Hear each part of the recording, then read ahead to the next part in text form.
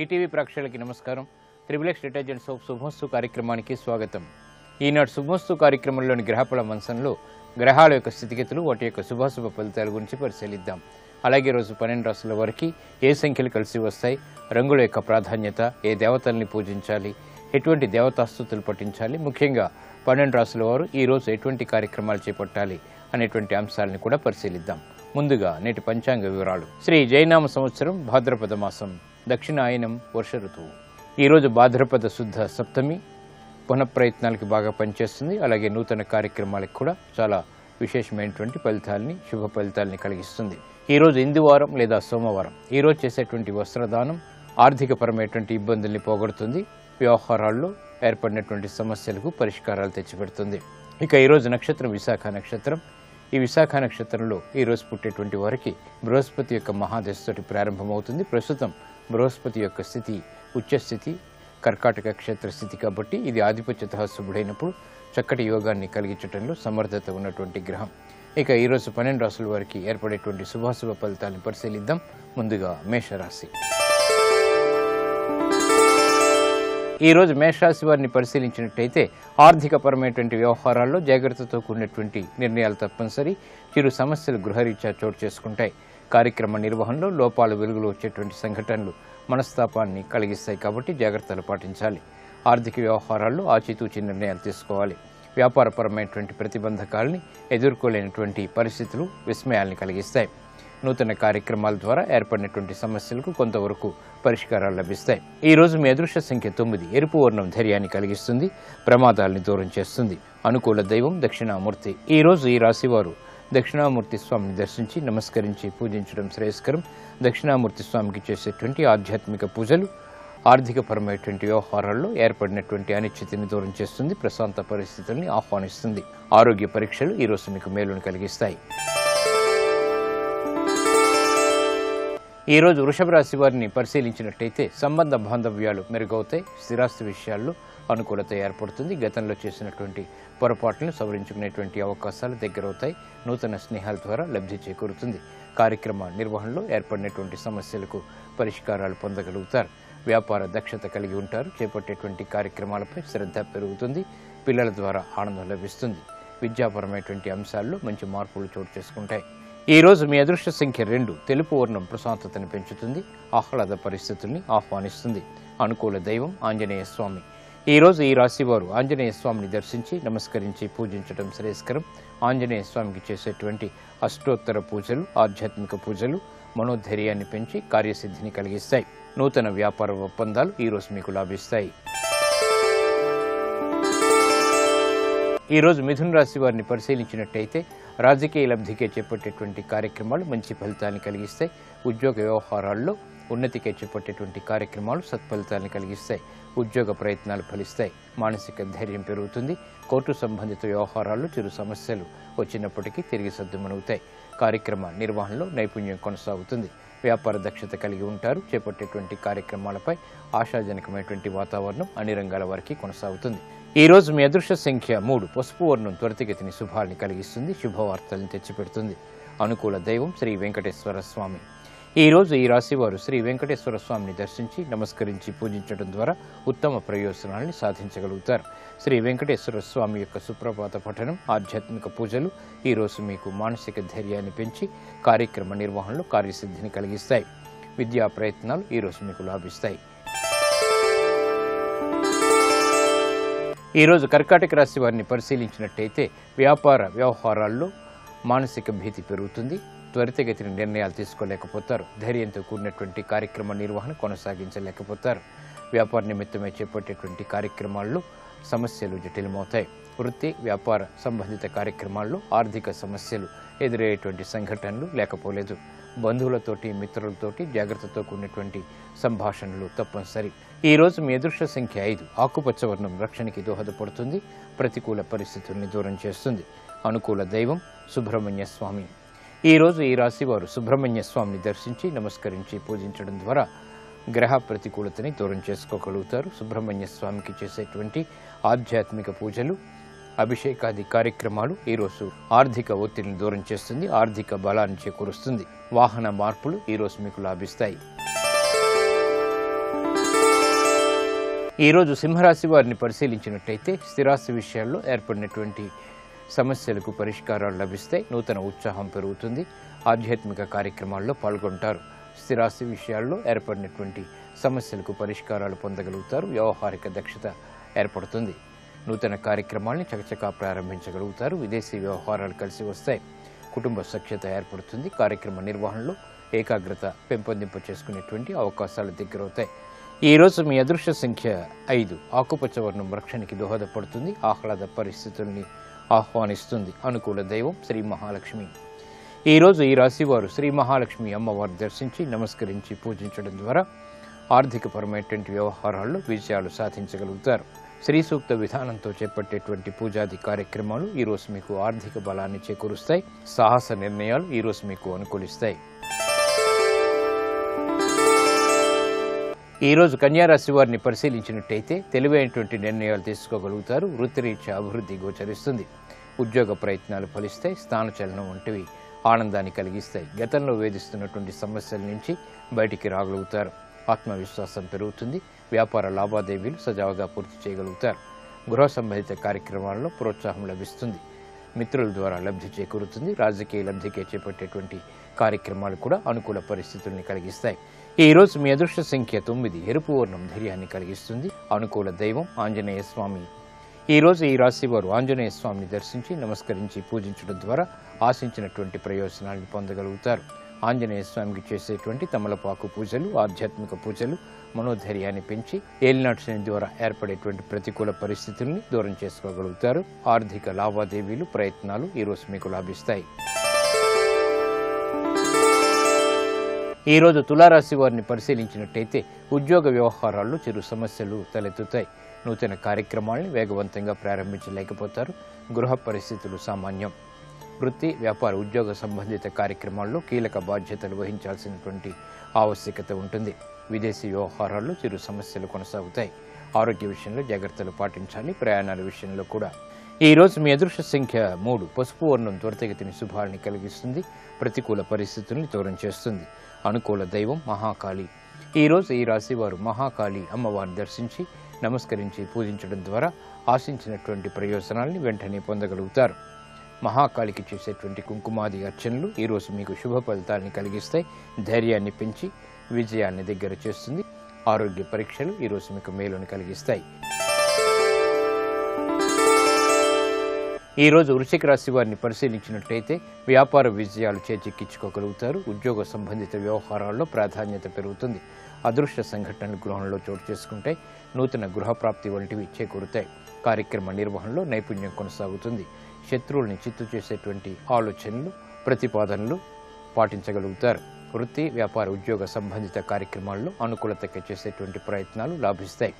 నూతన ఉద్యోగ ప్రయత్నాల్లో ఆనందకర సంఘటనలు చోటు చేసుకుంటాయి. ఈరోజు మీ అదృష్ట సంఖ్య 2. తెలుపు వర్ణం ప్రశాంతతని పెంచుతుంది. అనుకూల దైవం ఈశ్వరుడు. ఈరోజు ఈ రాశి వారు శివాలయాన్ని దర్శించి ఈశ్వరుడికి అభిషేకాది కార్యక్రమాలు నిర్వహించడం ద్వారా ఏలినాటి శని ద్వారా ఏర్పడేటువంటి వ్యయాన్ని నియంత్రించగలుగుతారు. ఆదాయాన్ని పెంపొందింప చేసుకోగలుగుతారు. ఏకాదశ పూర్వక రుద్రాభిషేకం, బిల్వపత్రితో చేసేటువంటి పూజలు ఈరోజు మీకు ఆదాయాన్ని పెంచుతుంది. ఆనందకర సంఘటనల్ని ఆహ్వానిస్తుంది. విదేశీ లావాదేవీలు, ఒప్పందాలు, ప్రయాణాలు ఈరోజు మీకు లాభిస్తాయి. ఈరోజు ధనుసు రాశి వారిని పరిశీలించినట్టయితే రాజకీయ లబ్ధికి చేపట్టేటువంటి కార్యక్రమాల్లో ప్రోత్సాహం లభిస్తుంది. ఆర్థికపరమైనటువంటి వ్యవహారాలు మొదట వేధించిన తర్వాత అనుకూలతను కలిగిస్తాయి. పిల్లల ద్వారా సమస్యలు ఎదురయ్యేటువంటి సంఘటనలు లేకపోలేదు. వృత్తి, వ్యాపార, ఉద్యోగ సంబంధిత కార్యక్రమాల్లో దూకుడు నిర్ణయాలు పనికిరావు. ప్రయాణాల విషయంలో కూడా జాగ్రత్తలు పాటించాలి. అవమానకర సంఘటనలు ఉన్నప్పటికీ పరిస్థితులు నెట్టుకు రాగలుగుతారు. ఈరోజు మీ అదృష్ట సంఖ్య 9. ఎరుపు వర్ణం ధైర్యాన్ని కలిగిస్తుంది. ప్రతికూల పరిస్థితులను దూరం చేస్తుంది. అనుకూల దైవం ఈశ్వరుడు. ఈరోజు ఈ రాశి వారు శివాలయాన్ని దర్శించి ఈశ్వరుడికి అభిషేకాది కార్యక్రమాలు నిర్వహించడం ద్వారా గ్రహ ప్రతికూలతని దూరం చేసుకోగలుగుతారు. ఏకాదశ పూర్వక రుద్రాభిషేకం ఈరోజు మీకు మేలును కలిగిస్తుంది. అష్టమ బృహస్పతి ద్వారా ఏర్పడేటువంటి చిరాకుల్ని దూరం చేస్తుంది. గృహ సంబంధిత కార్యాలు, కార్యక్రమాలు ఈరోజు మీకు సంతృప్తిని కలిగిస్తాయి.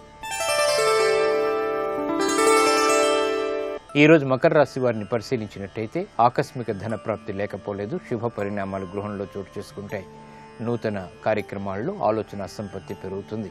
విద్యా సంబంధిత వ్యవహారాల్లో ఏర్పడినటువంటి సమస్యలకు పరిష్కారాలు లభిస్తాయి. ప్రాధాన్యతను సంతరించుకునేటువంటి వ్యవహారాల్లో ఆశించినటువంటి ప్రయోజనాలు పొందగలుగుతారు. గృహ విషయాల్లో ఆనందకర సంఘటనలు కొనసాగుతాయి. వ్యాపార ఒప్పందాలు కలిసి వస్తాయి. వ్యాపార విస్తరణలు వంటివి కూడా లాభిస్తాయి. వృత్తిలో అభివృద్ధి గోచరిస్తుంది. ఈరోజు మీ అదృశ్య సంఖ్య 5. ఆకుపచ్చ వర్ణం రక్షణకి దోహదపడుతుంది. అనుకూల దైవం శ్రీ మహాలక్ష్మి. ఈరోజు ఈ రాశి వారు శ్రీ మహాలక్ష్మి అమ్మవారిని దర్శించి నమస్కరించి పూజించడం ద్వారా ఉత్తమ ప్రయోజనాలు సాధించగలుగుతారు. శ్రీ మహాలక్ష్మి చేసేటువంటి ఆధ్యాత్మిక పూజలు, కనకధారాస్తం వంటి స్థితులు ఆర్థికపరమైనటువంటి వ్యవహారాల్లో వేగవంతమైనటువంటి విజయాల్ని, ఆకస్మిక విజయాల్ని కలిగిస్తుంది. ఉద్యోగ ప్రయత్నాలు ఈరోజు మీకు లాభిస్తాయి, ఆనందాన్ని కలిగిస్తాయి. ఈరోజు కుంభరాశి వారిని పరిశీలించినట్టయితే ఆకస్మిక పరిణామాలు గృహంలో ఆనందాన్ని కలిగిస్తాయి, అనుకూలతను పెంపొందింపచేస్తాయి. కోర్టు సంబంధిత వ్యవహారాల్లో జాగ్రత్తలు పాటించాలి. నూతన కార్యక్రమాల్లో ఏర్పడినటువంటి సంకటాలు తొలగిపోతాయి. అనిశ్చితి ఆర్థికంగా ఉన్నప్పటికీ నెట్టుకు రాగలుగుతారు. వ్యాపార ప్రతిబంధకాలను ఎదుర్కొనేటువంటి శక్తి సామర్థ్యాలు లభిస్తాయి. కుటుంబ సఖ్యతకే చేసేటువంటి ప్రయత్నాలు కలిసి వస్తాయి. ఆరోగ్యంలో కూడా మంచి మార్పులు చోటు చేసుకుంటాయి. ఈరోజు మీ అదృష్ట సంఖ్య 2. తెలుపు వర్ణం ప్రశాంతతను పెంచుతుంది. అనుకూల దైవం ఈశ్వరుడు. ఈరోజు ఈ రాశివారు శివాలయాన్ని దర్శించి ఈశ్వరుడికి అభిషేకాది కార్యక్రమాలు నిర్వహించడం ద్వారా ఆశించినటువంటి ప్రయోజనాన్ని పొందగలుగుతారు. స్థిరాస్తి విక్రయాలు ఈరోజు మీకు లాభిస్తాయి. ఈరోజు మీనరాశి వారిని పరిశీలించినట్టయితే ఆలోచన సంపత్తి కలిగి ఉంటారు. చేపట్టేటువంటి కార్యక్రమాల్లో ప్రోత్సాహం లభిస్తుంది. గతంలో కన్నా మెరుగైనటువంటి పరిస్థితులు ఉద్యోగరీత్యా ఆనందాన్ని కలిగిస్తే ప్రశాంతతగా చేపట్టేటువంటి కార్యక్రమాలు సత్ఫలితాలను ఇస్తాయి. ఆధ్యాత్మిక కార్యక్రమాల్లో పాల్గొంటారు. వృత్తి, వ్యాపార, ఉద్యోగ సంబంధిత కార్యక్రమాల్లో అనుకూల సంఘటనలు ఆనందాన్ని కలిగిస్తాయి. ప్రయత్నాలు ఫలిస్తాయి. ఈరోజు మీ అదృష్ట సంఖ్య 9. ఎరుపు వర్ణం ధైర్యాన్ని కలిగిస్తుంది. అనుకూల దైవం మహావిష్ణువు. ఈరోజు ఈ రాశివారు శ్రీ మహావిష్ణువుని దర్శించి నమస్కరించి పూజించడం ద్వారా ఆశించినటువంటి ప్రయోజనాన్ని పొందగలుగుతారు. ప్రమాదాలు దూరమవుతాయి. విష్ణు సహస్రనామ పారాయణ ఈరోజు మీకు బలాన్ని చేకూరుస్తుంది.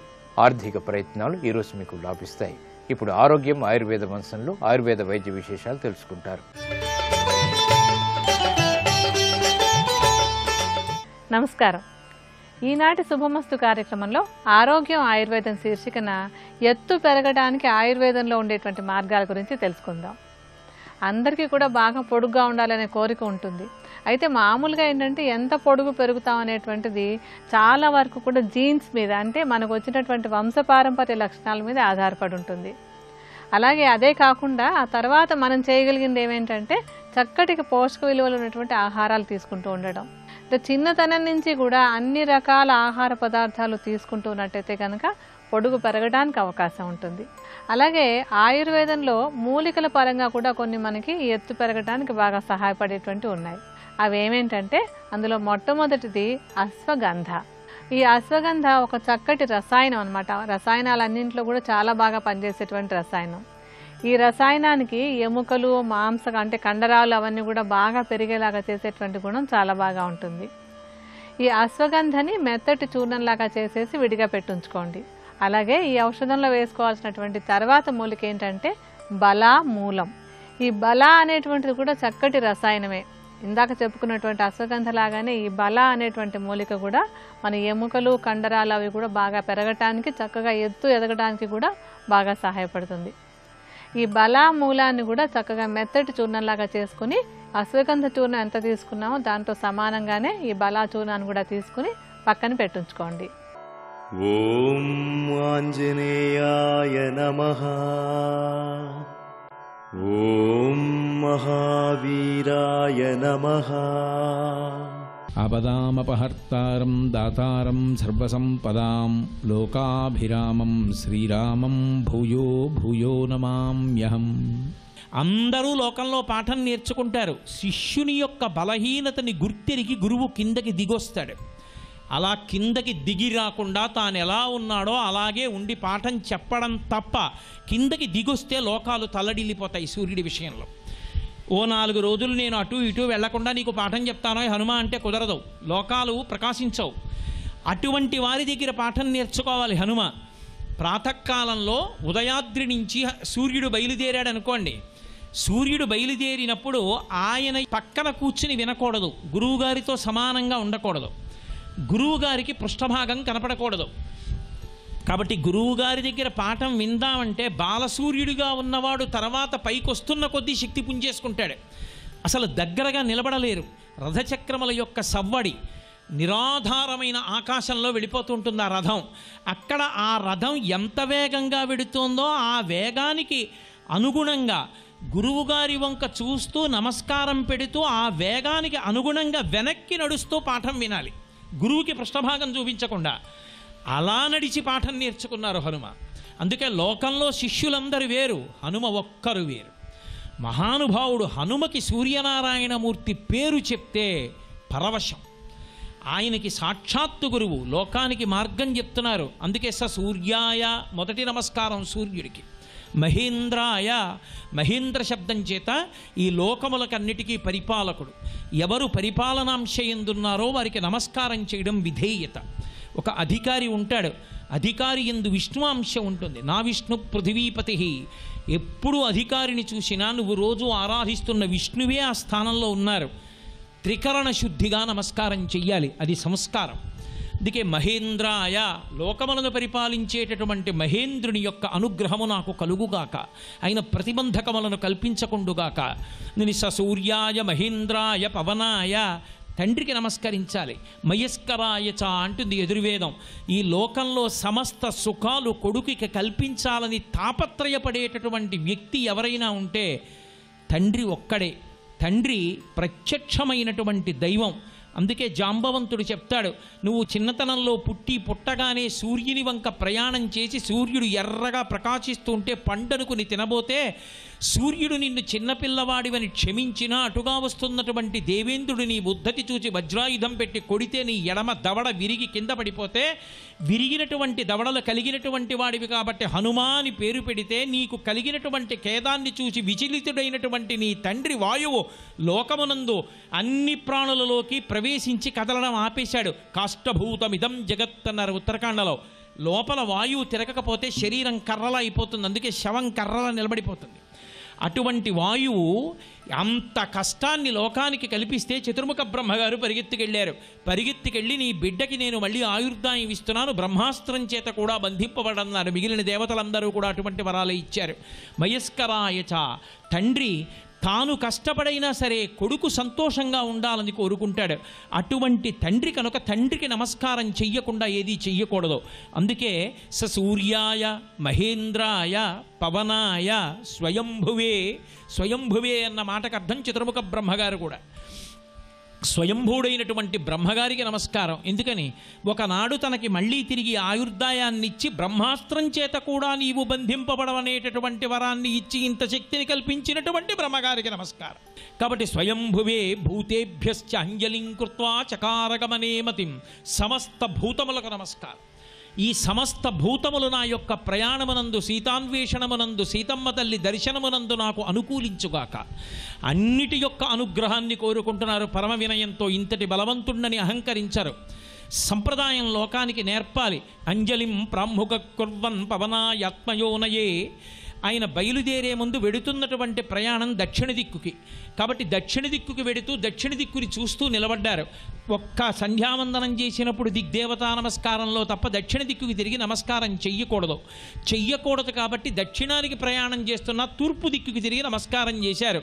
సాధకుడు తూర్పు దిక్కుకి తిరిగి నమస్కారం చెయ్యడం అతని యొక్క అభ్యున్నతికి కారణమవుతుంది. ఆ తూర్పు దిక్కున సూర్యభగవానుడు ఉదయిస్తూ ఉంటాడు. ఉదయిస్తున్నటువంటి సూర్యభగవానుడి యొక్క కిరణములు తాకినంత మాత్రం చేత హృదయ పద్మములు వికసిస్తాయి. వికసించి పరమ వినయంతో ఈ రెండు చేతులు కమలములలా ముడుచుకుంటాయి.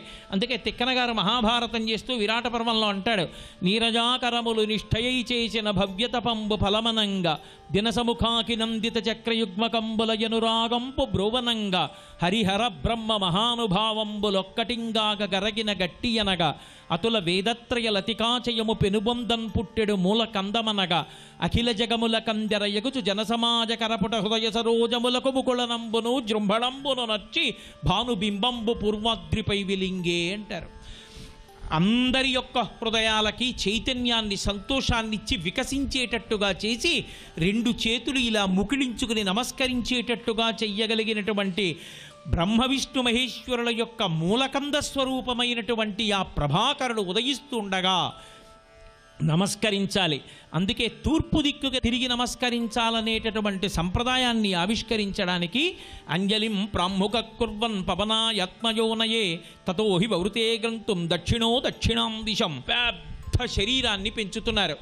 ఆ పెద్ద శరీరాన్ని పెంచి ఆ పర్వత శిఖరముల మీద నిలబడి ఇక ఎగరడం కోసమని ఆ పాదములను గట్టిగా భూమికి తొక్కిపెట్టి ఆ వీర్యాన్ని, తేజస్సుని ఆయన పొందుతుంటే చాలా చలశ్చాపి ముహూర్తం కపిపీడిత తరుణాం పుష్పితాగ్రాణం సర్వం పుష్పవశాతయత్ గిరిణా పీడ్యమానాని పర్వత గుహావిష్టాని భూతాని వినే దుర్వికృతైశ్వరై తాస్తథా సవిషైస్దష్టా స్కుపితైస్తై మహాశిలాః జజ్జలు పావకోదీప్తా బిభిదుశ్చ సహస్రధా యాని ఔషధజాలాని తస్మిన్ జాతాని పర్వతే విషఘ్నాన్యపి నాగానాం నచేకుష్యమితం విషం అన్నారు మహర్షి.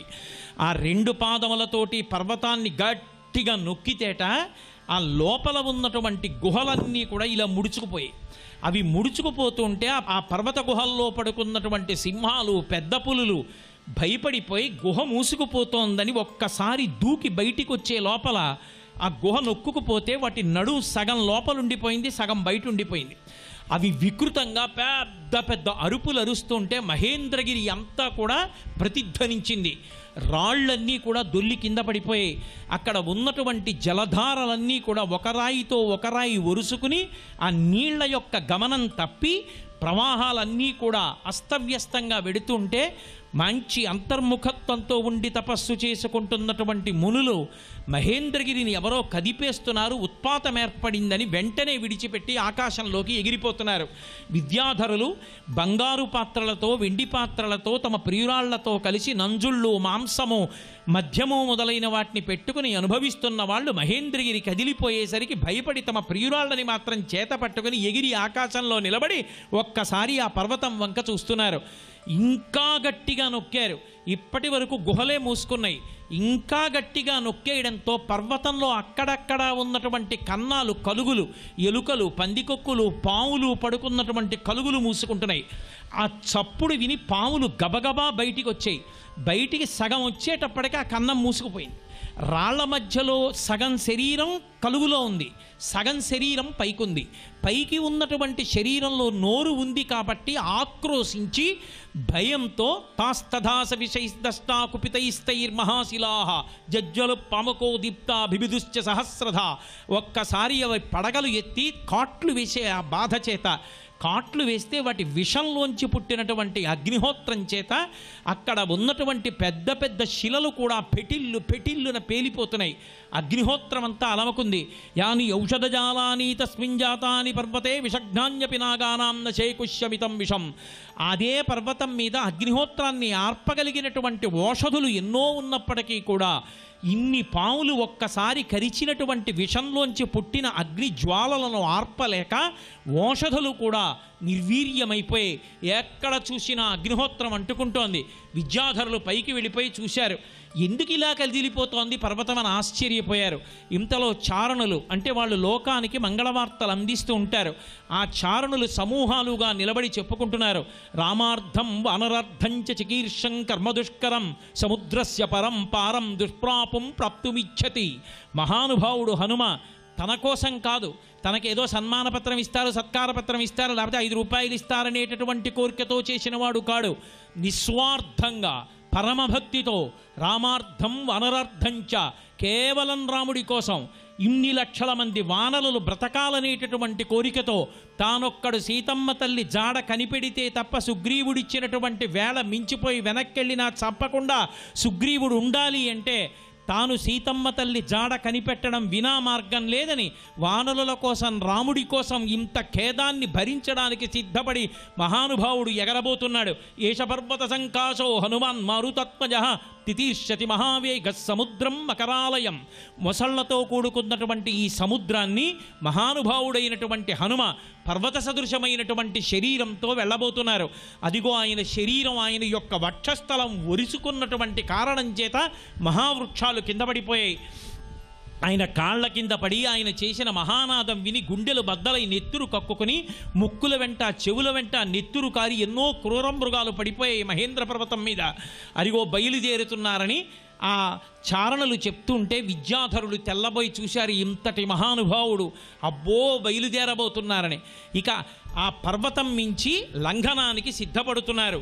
దుదివేచ సరోమాణి చకంపే చాచలోపమః ననాద సుమహానాదం సుమహానివతోయత బాహూ సంస్తంభయామాస మహాపరిగసన్నిభౌ సపాదచ కపి కచ్చాం చరణౌ సంచుకోచ మార్గమాలోకయం దూరాదుర్ధం ప్రణిహితేక్షణః రురోధ హృదయే ప్రాణాన్ ఆకాశమవలోకయన్ అంటారు మహర్షి.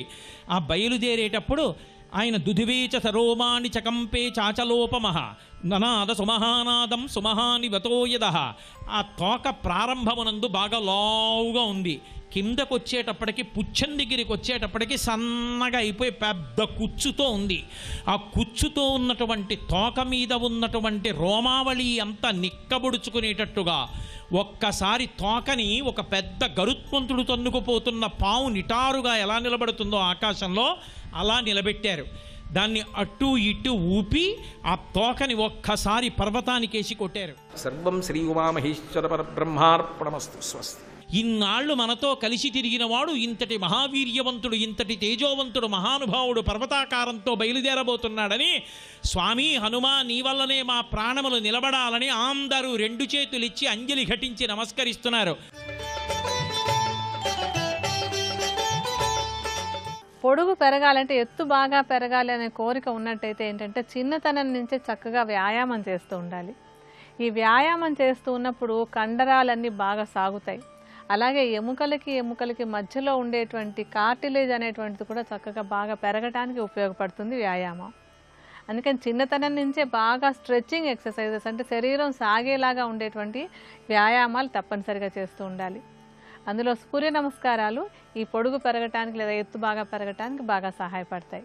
మనం ఇందాక ఆయుర్వేద ఔషధం గురించి చెప్పుకుంటూ 2 మూలికల గురించి మాట్లాడుకున్నాం కదా. ఆ తర్వాత 2 మూలికలు ఏమేంటంటే యష్టి మధు. ఈ యష్టి మధు కూడా ఇందాకటి అశ్వగంధ బల వాటిలాగానే ఇది కూడా ఒక చక్కటి రసాయనం. ఇందులో సహజ సిద్ధమైనటువంటి ఒక తీయదనం ఉంటుంది అన్నమాట. ఆ యష్టి మధులో ఒక చక్కటి తీయదనం ఉంటుంది. ఆ తీయదనం పిల్లలు బాగా ఎదగడానికి బాగా సహాయపడుతుంది.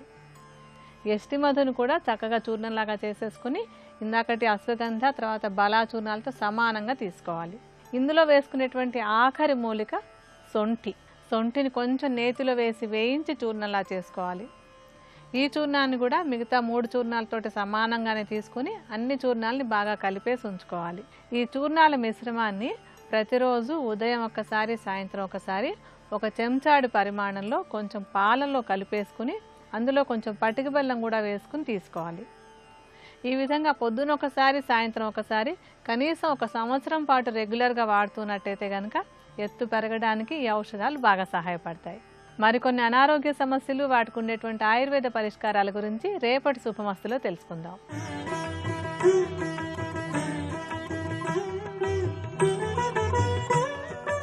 XXX డిటర్జెంట్ సోప్ శుభమస్తు కార్యక్రమంలో శుభయోగం శీర్షికకి స్వాగతం.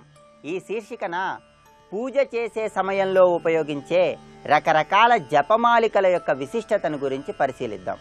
మంత్రశాస్త్రంలో ఏ మంత్రమైనా సరే స్వర్ణమాలతో జపం చేసినట్లయితే 1,000,000 రెట్లు ఫలితం కలుగుతుందని వర్ణించడం జరిగింది. కనుక జపం చేసే సమయంలో ఎవరైనా సరే స్వర్ణమాలతో జపం చేసినట్లయితే దేవతల యొక్క అనుగ్రహాన్ని సులభంగా పొందవచ్చని శాస్త్రాలలో వర్ణించడం జరిగింది.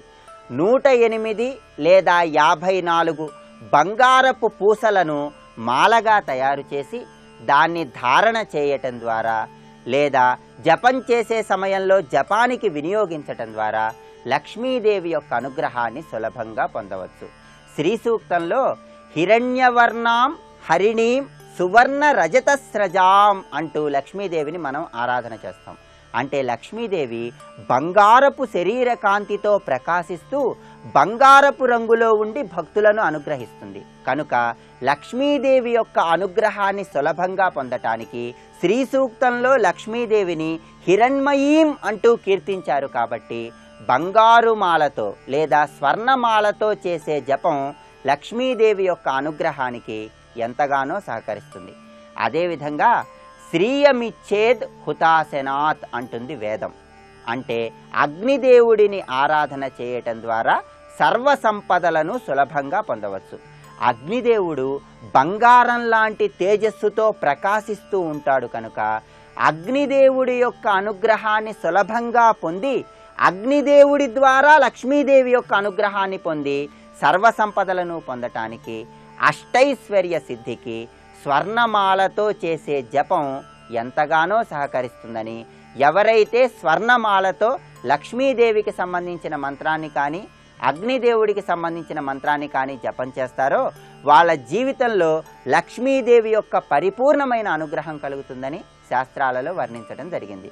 అదేవిధంగా హిరణ్యం సర్వపాప ప్రణాశనం అంటుంది శాస్త్రం. అంటే బంగారు మాలతో స్వర్ణమాలతో జపం చేసినట్లయితే సర్వ పాపాలు కూడా నశించబడతాయి.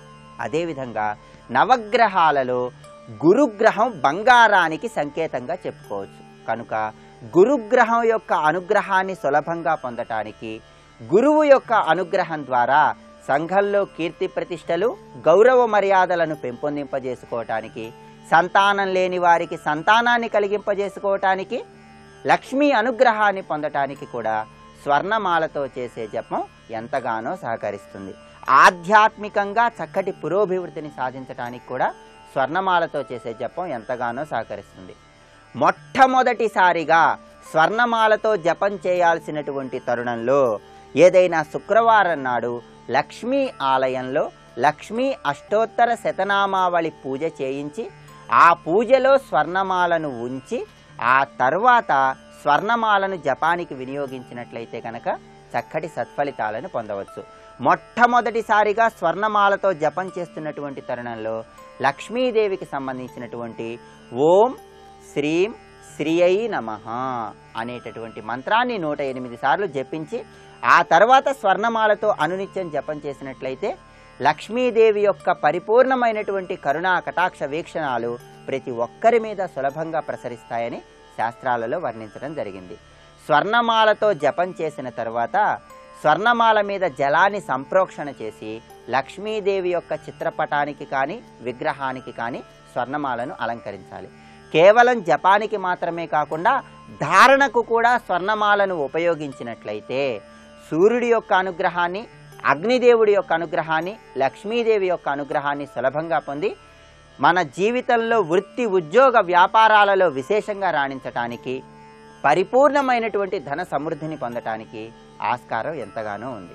ఇంకా జపం చేసే సమయంలో ఉపయోగించే రకరకాల జపమాలికల యొక్క విశిష్టతను గురించి వచ్చే సోమవారం శుభమస్తు కార్యక్రమంలో శుభయోగం శీర్షికన తెలుసుకుందాం. రేపటి శుభమస్తు కార్యక్రమంలో శుభయోగం శీర్షికన శకునాలు వాటి ప్రభావాలు అనే అంశం గురించి పరిశీలిద్దాం.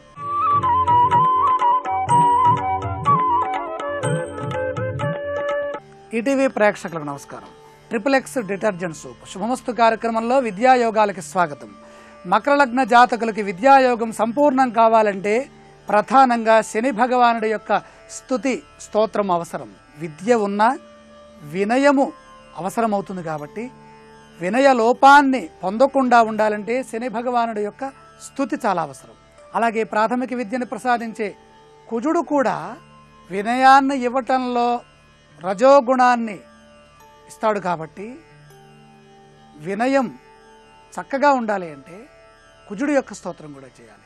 లగ్నాధియోగ ప్రభావం విద్యాయోగం పైన ఏ విధంగా ఉంటుంది? లగ్నాధియోగే బహుశాస్త్రకర్త అని చెప్పుకున్నాం. అంతేకాకుండా ముఖ్యస్తు నిష్కాపటికో మహాత్మా. నిష్కాపటిక కపటత్వము లేనటువంటి స్థితిని లగ్నాధియోగం ఇస్తుంది. కపటము ఉండదు.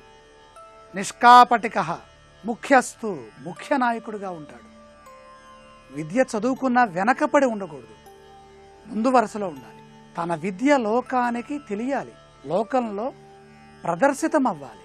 ప్రదర్శించబడాలి అంటే విద్యాయోగము ప్రధానంగా లగ్నాది యోగం సహకరిస్తూ ఉండాలి. శుభగ్రహాలు 6, 7, 8 స్థానాల్లో ఉండి పాపులు చతుర్థంలో ఉండకుండా పాపవీక్షణం లగ్నం పైన లేకుండా ఉంటే మంచి ఫలితం వస్తుంది.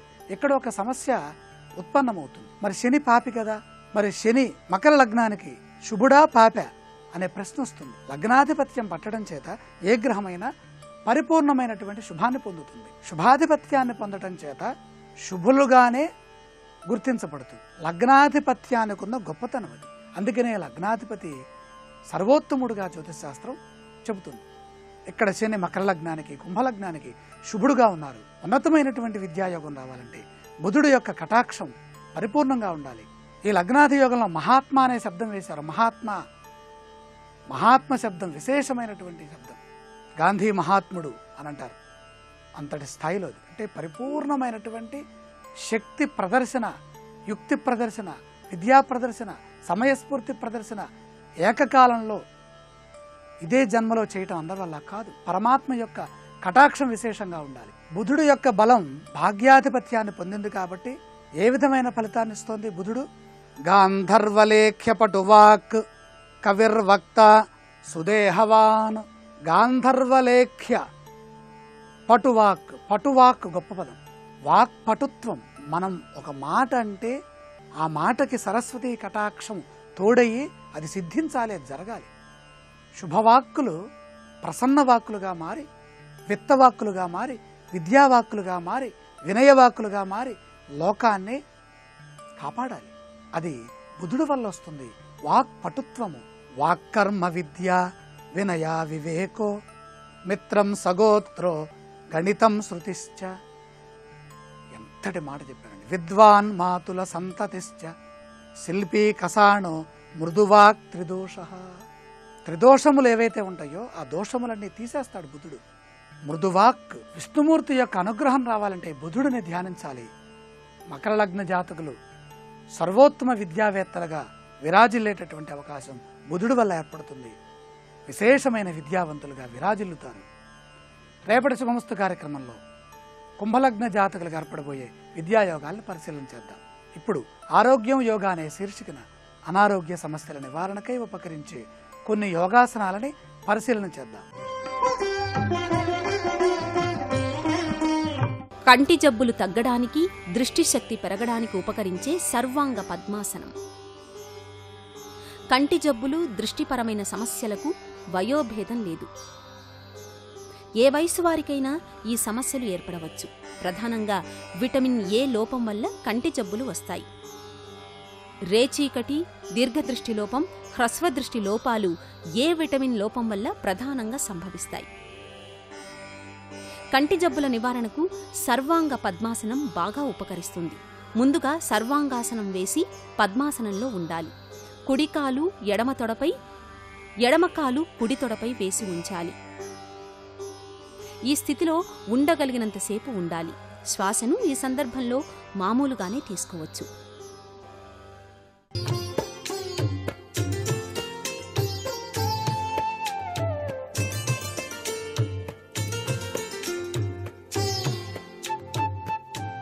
XXX డిటర్జెంట్ సోప్ శుభమస్తు కార్యక్రమంలో గృహబలం అంశానికి స్వాగతం. గణేశ వాస్తురీత్యా గృహంలో మాత్రం కూర్చున్నటువంటి గణపతి విగ్రహాలు ఉండటం సర్వశ్రేయోదాయకంగా చెప్పడం జరిగింది. అంతేకాకుండా నుంచుని ఉన్నటువంటి గణపతి విగ్రహాలు కూడాను ఇళ్లల్లో చక్కటి యోగవంతమైన ఫలితాన్ని ప్రసాదిస్తాయి. వివిధ రంగుల్లోని ప్రతిమలు ఆయా ప్రభావతత్వాన్ని కూడాను ప్రసాదిస్తాయి. వ్యాపార సంస్థల్లో మాత్రం నుంచొని ఉన్నటువంటి గణపతి ప్రతిమలు గనక ఉన్నట్లయితే వినియోగదారుల తాకిడి తగ్గిపోతుంది. అందుచేత వ్యాపార సంస్థలు, పరిశ్రమల్లో కూడాను కూర్చొని ఉన్నటువంటి గణపతి ప్రతిమలను ఉంచటం సర్వ విధాలా కూడా శ్రేయోదాయకం. ఈ గణపతి ప్రతిమను సహజసిద్ధంగా ఉత్తర దిశలో గోడకు కనుక తగిలించినట్లయితే సర్వాభీష్టములు కూడాను సిద్ధిస్తాయి. వాటిలో కూడాను రంగుల యొక్క ప్రభావం గణపతికి అలంకరించినటువంటి విధి విధానం సర్వశక్తి సమన్విత తత్వంతో విరాజిల్లుతూ ఉంటుంది అనేటువంటి విషయాన్ని కూడా గ్రహించాలి. ఉత్తర దిశలో పచ్చ రంగు లేదా ఎక్వామెరీన్లో కానీ ఆకుపచ్చ రంగులో కానీ గణేష ప్రతిమ ఉంచటం సర్వశ్రేయోదాయకం. దక్షిణ దిక్కులో గనక ఉండవలసి వస్తే పగడంలో కానీ ఎరుపు రంగులో కానీ ఆ ప్రతిమ ఉండటం మంచిది. తూర్పు దిశలో మాత్రం స్ఫటికం లేదా చలువరాతి ప్రతిమ ఉంచాలి. పశ్చిమంలో మాత్రం నీలం రంగు లేక ఎమదిస్ట్ అంటే ఊదా రంగు కలిగినటువంటి ప్రతిమ ఉంచాలి.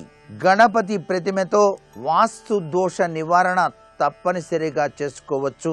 విశేషం ఏమిటంటే విభిన్న గణేశమూర్తుల స్థాపన వలన పలు వాస్తు దోషాలు అనేటువంటివి తొలగిపోతున్నాయి. పంచదేవతారాధనలో భారతీయ సంస్కృతి గణపతి ఆరాధనకు విశేష స్థానాన్ని ప్రాముఖ్యతను ఇచ్చింది. కాబట్టి సర్వమంగళ స్వరూపుడైన గణపతి భక్త సులభుడుగా వాస్తుపరంగా అష్టగణపతుల యొక్క విశిష్టత ఎంత గొప్పదో మనందరం కూడా తెలుసుకోవాలి. వక్రతుండ గణపతి అని చెప్పేసి ఉన్నది. ఈ వక్రతుండ గణపతి తుండం మెలితిరిగి ఉన్న గణేశుని యొక్క స్వరూపం. వక్రతుండ అవతార స్వరూపంలో వాస్తువేత్తల్లో అధిక సంఖ్యాకుల అభిప్రాయం మేరకు తొండం ఎడమవైపుకు తిరిగి ఉన్న గణేశుని రూపం ప్రాముఖ్యతను వహిస్తూ ఉన్నది. అందుచేత ఈ రూపాన్ని ఇళ్లల్లో ఎక్కువగా వాడుతూ ఉంటారు. ఈ రూపం గల ప్రతిమను భవన ముఖద్వారంపై ప్రతిష్ఠించడం వలన అద్భుతవంతమైనటువంటి శక్తి సంచారం జరుగుతుంది. అంతేకాకుండా ఇంటి మధ్య బ్రహ్మస్థలంలో తొండం నిటారుగా ఉన్న గణేశమూర్తిని ఉంచటం వలన ఇంట్లోకి ప్రవేశించేటువంటి అద్భుత శక్తి స్థిరంగా ఉంటుంది అని చెప్పేసి శాస్త్రం. ఈ గణేశ ప్రతిమ ఉన్న చోట గరికను గనక నిత్యం గనక ఉంచినట్లయితే సర్వాభీష్టప్రదంగా విరాజిల్లింప చేసుకోవటానికి గృహం ఎంతగానో ఈ స్వామివారు అనుగ్రహాన్ని ప్రసాదిస్తాడు. అంతేకాకుండా చాలామంది ఇటువంటి విగ్రహాన్ని బ్రహ్మస్థానంలో గృహంలో స్థాపించినప్పుడు నిత్యం కూడా చక్కగా దీపారాధన చేసేటువంటి విధి విధానం కూడా కనిపిస్తూనే ఉంది.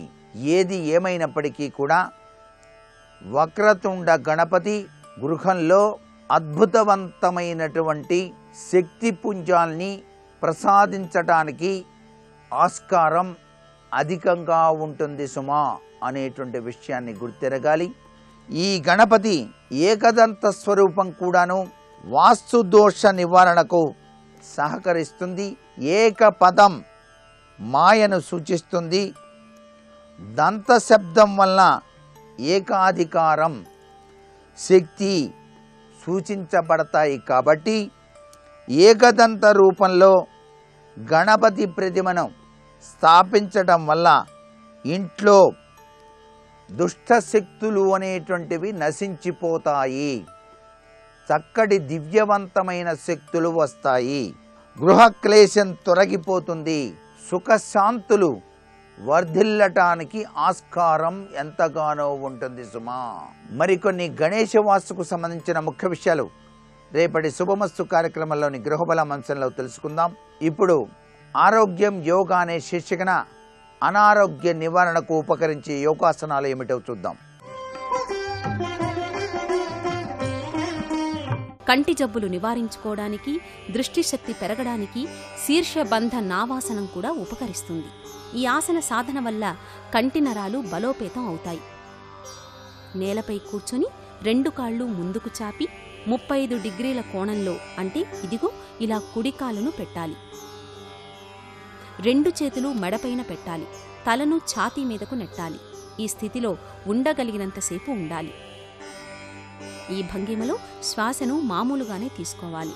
శీర్షబంధ నావాసన సాధన ద్వారా కంటి నరాలు శక్తిని పుంజుకుంటాయి. క్రమేపీ దృష్టిశక్తి బలపడుతుంది. అలాగే కంటి జబ్బులకు మంచి పరిష్కారం లభిస్తుంది.